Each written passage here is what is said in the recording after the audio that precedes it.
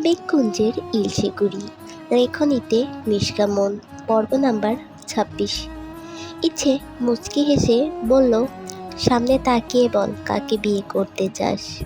ওহি সাথে সাথে সামনে তাকালো, আর যা দেখলো তাতে চমকে উঠল।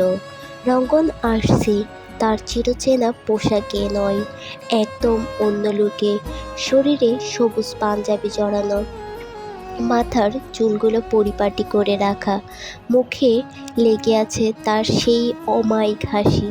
ওহি মনে মনে বলল, ইস রে, এই লোকটারে হাসি এত সুন্দর কেন। ওহি সবসময় তাকে টি শার্টে বা গেঞ্জির উপরে শার্টের বোতাম খুলে কাকের বাসার মতো চুল বানিয়ে রাখতেই দেখেছে। আরেকটা জিনিস মিসিং, তার সেই প্রাণপ্রিয় সিগারেট। ইচ্ছে ওহির রিয়াকশন দেখে মিটিমিটি হাসছে। তার মন বলছে রঙ্গন আসবে, সত্যি তাই হলো। কিন্তু অনুভব ইচ্ছের ভাবনার মধ্যেই আনোয়ারা বেগম হলুদ নিয়ে চলে যেতেই রঙ্গন এগিয়ে আসলো। যেহেতু বাড়িতে অনেক মেহমান, সবাই কাজ নিয়ে ব্যস্ত, তাকে আলাদা করে কেউই খেয়াল করলো না।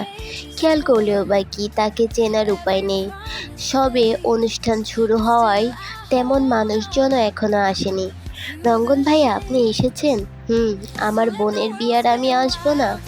ইচ্ছে ভীষণ খুশি হলো, তাকে বসার জায়গা দিয়ে দিল। রঙ্গন সে পাশে না বসে ওহির পাশে গিয়ে বসে পড়ল। বেচারি এখনো তাকিয়ে আছে। এই লোকের এত ভালো ব্যবহার তার ঠিক হজম হচ্ছে না। রঙ্গন মুচকি এসে ফিসফিস করে বলল, আর কতক্ষণ তাকিয়ে থাকবি, লজ্জা লাগছে আমার। ওহি মুখ ভেঙচিয়ে দিয়ে চোখ সরিয়ে নিল, অন্যদিকে তাকিয়ে বলল, আমার বইয়েই গেছে আপনাকে দেখতে। বেশ, এখন ৩ কুল পরে ফুদে তো আমায়। ওহি অবাক হয়ে বলল, কেন? রঙ্গন মাথা চুলকিয়ে বলল, আশেপাশে তাকিয়ে দেখ, সবাই কিভাবে তাকিয়ে নজর দিচ্ছে। মায়া মানুষের নজর থেকে বাঁচতে ৩ কুল পরে ফু দিবি। ৪ চোখ লাগিয়ে যদি চোখে কম দেখিস তাহলে কেমন হয়। অনুভব আসছে দেখে ওহি আর কিছু না বলে উঠে দাঁড়ালো। ইচ্ছের অন্য পাশে গিয়ে বসলো। অনুভবের হলুদ নিয়ে তেমন মাতামাতি নেই, তবুও সবাই জোর করতেই রাজি হয়েছে। তার জন্য অন্য পাশে স্টেজ সাজানো হয়েছে। সেখানে গিয়ে বসতেই রঙ্গন আসছি বলে সেদিকে চলে গেল। ওহি ভয়ে ভয়ে সেদিকে তাকিয়ে রইল। হুট করে গিয়ে অনুভবের পাশে বসে দুহাত ভর্তি হলুদ নিয়ে মুখে মাখিয়ে দিল। অনুভব বিরক্ত নিয়ে তাকাতেই দেখল রঙ্গন হাসছে। সে জানতো রঙ্গন আসবে, তবুও বলল, তুই সত্যিই এসেছিস? কেন, তুই কি আমায় মিথ্যা দাওয়াত দিয়েছিলি? না, অনুভবের ছোট্ট জবাব। এবার রঙ্গন একটু গম্ভীর ভাব নিয়ে বলল, শোন, বোন দূরে থাকুক বা কাছে, বোন তো বোনই। তাকে আমি ভালোবাসি, কখনো না না দেখেই ভালোবেসেছি। তাকে কখনো বলা হয়নি, তবে তোকে বলে রাখলাম, মনে রাখবি। তাকে কষ্ট দিলে রঙ্গন পাঠান তোকে ছাড়বে না। অনুভব মুচকি হেসে বলল, যাকে এখন আর সহ্য করতে পারিস না তার সাথে বোনের বিয়ে দিচ্ছিস, বিষয়টা কিন্তু ইন্টারেস্টিং। মুখের কথা আর মনের কথা এক নয়, কথাটা রঙ্গন মনে মনেই বলল, মুখে প্রকাশ করল না। মানুষজন এদিকে আসায় উঠে দাঁড়ালো, বলল, কাল আবার আসবো। আসছি। অনুভব তাকিয়ে রইল। তার মন বলে রঙ্গন উপরে অন্যরকম দেখাচ্ছে, তবে ভেতরে আগের মতোই আছে। না, এবার কিছু একটা সে করেই ছাড়বে। সত্যটা বের করতে হবে। যাওয়ার আগে আরেকবার ইচ্ছের কাছে গেল দেখা করতে। ইচ্ছে থেকে বিদায় নিয়ে যেতে যেতে ওহিকে মেসেজ করলো, তুইও শাড়ি পরেছিস, আমিও পাঞ্জাবি পরে এসেছি, যাবি নাকি কাজে অফিস? ওহির ফোন হাতেই ছিল। রঙ্গনের মেসেজ আসাতে সাথে সাথে দেখলো, তবে কিছু না লিখে ডিলিট করে রেখে দিল। অনুভব দূরে বসে ইচ্ছের দিকে তাকিয়ে আছে। মেয়েটাকে আজ ভীষণ সুন্দর লাগছে। কিছু সময় তাকিয়ে থেকে উঠে দাঁড়ালো, না, এখানে আর থাকা যাবে না। বিয়ের দিন একই বাড়িতে বিয়ের জন্য কি গাড়িতে করে বর আসবে না? এটা কখনোই নয়। আবির নাছোড়বান্দার সাথে আনিমা বেগম আছে। শেষমেশ অনুভব মেনে নিল। সারা এলাকা ঘুরে ঘুরে আবার বাড়িতে আসলো। সে আসতেই চেঁচামেচি শুরু হয়ে গেল, বর এসেছে, বর এসেছে। ইচ্ছে বউ সেজে বসে আছে। ওহি আর জিনিয়া মিলে তার ছবি তুলছে। বর এসেছে ডাক শুনে ইচ্ছের অন্যরকম একটা অনুভূতি হতে লাগলো। ইচ্ছেকে রেখে সবাই মিলে গেট ধরতে গেল। ওহি, আরিয়া, জিনিয়া, জিহান আরও কয়েকজন মিলে ভেবেছিল একটা ঝগড়াঝাটি করবে, কিন্তু সেই গুড়ে বালি তা কিছুই হলো না। যা দাবি করলো অনুভব বের করে দিয়ে দিল।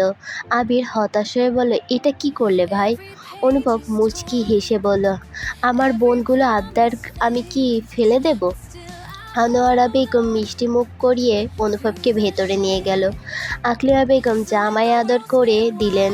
টুকটাক গল্পগুজব করতে করতে কাজে চলে আসলো। এখান থেকে গিয়ে আরেকটা বিয়ে পড়াতে হবে ওনার, তাই তাড়া দিল। ইচ্ছে যেহেতু রেডি আছে, সবাই রাজি হয়ে গেল। ওহি গিয়ে তাকে নিয়ে এসেছে অনুভবের পাশে বসিয়ে দিয়ে চলে যাচ্ছিল। এমন সময় ইচ্ছে তাকে ইশারায় যেতে নিষেধ করলো, কিন্তু ওহি তা শুনল না। চলে গিয়ে দাদাজান আর দাদিজানের সাথে নিয়ে এসেছে। ইচ্ছের পাশে দাঁড়িয়ে ফিসফিস করে বলল, ভয় নেই, আমরা সবাই আছি। শফিক সাহেব তার মাথায় হাত দিয়ে শান্ত থাকতে বললেন। ইচ্ছে সাহস পেল, একটু স্বাভাবিক হওয়ার চেষ্টা করলো। কাজী তার কাজ শুরু করলেন। আগে দুজনের থেকেই সিগনেচার করে নিলেন, অতঃপর ধর্মীয়ভাবে বিয়ে পড়াতে লাগলেন। ইচ্ছেকে কবুল বলতে বলায় সে আনোয়ারা বেগমের দিকে তাকালেন। তিনি হেসে বললেন, আমরা আছি, তুই বল। ইচ্ছা আশেপাশে তাকিয়ে কাউকে খুঁজছিল। হঠাৎ চোখ গেল দূরে দাঁড়িয়ে থাকা রঙ্গনের দিকে। তার দিকে তাকিয়ে আছে, সেও ইশারা করলো। দেরি হচ্ছে দেখে অনুভব এবার গলা ঝেড়ে বলল, বিয়ে করবে না কি? ইচ্ছে তার দিকে তাকাতেই অনুভব মুচকি হেসে বলল, শোনো মেয়ে, এতদিন শুধু বাহিরেরটা দেখলে, এবার থেকে ভেতরেরটা দেখবে, সকল অভিযোগ দূর করে দিব। তাড়াতাড়ি আমার হয়ে যাও তো দেখি। অবশেষে ইচ্ছে চোখ বন্ধ করে লম্বা একটা শ্বাস টেনে কবুল বলেই দিল। ভালোভাবেই বিয়েটা সম্পূর্ণ হলো। আনোয়ারা বেগমের মনে মনে খারাপ লাগলেও মুখে হাসি এঁটে দাঁড়িয়ে রইলেন। অতঃপর সবাই মিলে খাওয়া দাওয়া করে নিল। এখন কাপল পিক তোলার পালা। ছবি তোলা শেষ হতে ক্লান্ত হয়ে দুজনে পাশাপাশি বসে পড়ল। ওহিরা দূরে দাঁড়িয়ে জুতাচুরি করার প্ল্যান করে নিল। প্রথমে ছবি তোলার নাম করে ওহি আর আরিয়া অনুভবের পায়ের কাছে বসে পড়ল। ছবি তোলা শেষ হতেই জুতা নিয়ে দৌড়। অনুভব প্রথমে অবাক হলেও পরে বুঝল বিষয়টা। গেট ধরার টাকা সাথে সাথে দেওয়াতে ইচ্ছে কিছুটা বিরক্ত হয়েছে, তাই এবার নিজে থেকেই বলল, শুনুন এমপি মশাই, এত সহজে টাকা দিতে রাজি হবেন না। টাকার মায়া করতে শিখুন, এত উদার হতে হবে না। অনুভব মুচকি হেসে বলল, বাহ, এখন থেকেই বইয়ের দায়িত্ব শুরু করে দিয়েছো। ইচ্ছে কিছু না বলে মুখ ভেঙচি দিল। ওহি জুতা লুকাতে গিয়ে কারোর সাথে ধাক্কা খেলো। চোখ মুখ কুঁচকে বলল, কে রে? তোর ভাইয়ের দুলাভাই। ওহি সাথে সাথে চোখ দেখলো রঙ্গন দাঁড়িয়ে আছে। অবাক হয়ে বলল, আজকেও আপনি এসেছেন? সে কথার উত্তর না দিয়ে বলল, জুতা চুরি করে টাকা নিবি? ওহি মাথা নাড়িয়ে হ্যাঁ বোঝাতেই রঙ্গন বলল, বেশ ভালো বুদ্ধি। তবে আমার বেলায় তোর বোনদের বলে দিস, জুতা চুরি করেও লাভ নেই। আমি আরেকটা জুতো কিনে নিব, তবুও টাকা দিব না। খাটাস লোক একটা, তোরই। ওহি যেভাবে এসেছিল সেভাবেই চলে গেল। অনুভব জুতা নিয়ে মিছামিছি কিছু তর্ক করার চেষ্টা করলো। সবাই বেশ হাসি তামাশায় মেতে উঠল। রঙ্গন চলে যাওয়ার আগে ইচ্ছের হাতে গহনা সেট ধরিয়ে দিল। ইচ্ছে অনুভবের দিকে তাকাতেই সে নিতে ইশারা করলো। এভাবেই কেটে গেল অনেকটা সময়। রাত হয়ে গেছে অনেক আগেই। এবার বিদায়ের পালা। কিন্তু একই বাড়িতে বিয়ে হওয়ায় সেটা আর হলো না। ওই স্টেজে থেকে ইচ্ছেকে নামিয়ে নিয়ে অনুভবের রুমে বুঝিয়ে সুজিয়ে ঢুকিয়ে লক করে দিল। ইচ্ছে রুমে ঢুকতেই রজনীগন্ধা আর গোলাপের সুবাস পেল। চারিদিকে ঘুরে ঘুরে দেখতে লাগলো। অনুভব রুমে আসবে এমন সময় বিচ্ছু বাহিনীর দল আবার উঠে দাঁড়ালো। তা দেখে এবার হুমকি দিয়ে বলল, বড় ভাই, তোদের আরেকটু পাকনামি করলে একটারও দাঁত থাকবে না। ব্যাস, সবাই দৌড়। কেউ আর পিছু ফিরে তাকালো না। দরজার খটখট শব্দে ইচ্ছে ঝটপট এক হাত ঘোমটা দিয়ে বিছানার উপর বসে পড়ল। অনুভব ভেতরে ঢুকে দরজা বন্ধ করে দিতে ইচ্ছে তাকে সালাম দিল। অনুভব উত্তর দিয়ে না তাকিয়ে বলল, শাড়ি চেঞ্জ করে অজু করে এসো, 2 রাকাত নফল নামাজ পড়তে হবে। তবে তার বলার আগেই ইচ্ছে শাড়ি পাল্টে বসে আছে। ইচ্ছে বেশ নরম সুরে বলল, অজু করেছি, চলুন নামাজ পড়ে নিই। অনুভব বাড়িতে কিছু না বাড়তি কিছু না বলল। নামাজ শেষ করতে ইচ্ছে গিয়ে বিছানায় বসে পড়ল। অনুভব আলমারি থেকে কাবিনের টাকা বের করে এনে তার দিকে এগিয়ে দিয়ে বলল, তোমার প্রাপ্য। ইচ্ছে কিছু না বলে নিয়ে রেখে দিল। অনুভব মুচকি হেসে বলল, বড্ড ক্লান্ত দেখাচ্ছে, ঘুমিয়ে পড়ো। ইচ্ছে শুয়ে পড়ল। একটু মন খারাপ হলো তার। ভেবেছিল আজকে গল্প করে কাটাবে, তা আর হলো না। অন্য পাশ ঘুরে শুয়ে পড়ল। বেশ কিছু সময় পরে হুট করে অনুভব তাকে পেছন থেকে জড়িয়ে ধরে ফিসফিস করে বলল, শোনো মেয়ে, তোমার এমপি মশাই তোমার রাগ বোঝে, দুঃখ বোঝে, আবার ভালোও বাসে।